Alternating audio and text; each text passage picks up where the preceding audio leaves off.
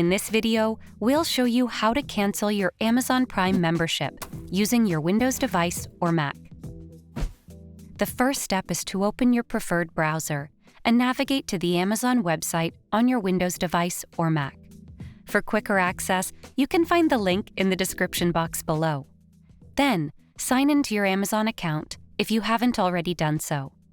Next, hover your cursor over Account and Lists at the top right corner of the page and select Your Prime Membership. Within the Your Prime Membership page, you'll find Prime Plan and Manage. Click on Update under the Manage section. Finally, select End Membership. And that's all there is to it.